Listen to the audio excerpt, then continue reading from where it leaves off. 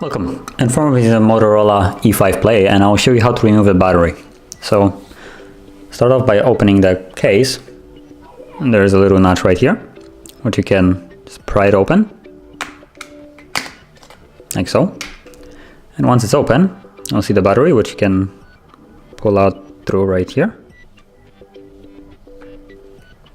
And now the battery is off.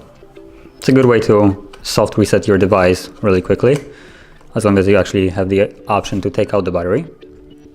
And yeah, so once it's off, you can put it back in and turn the device back on.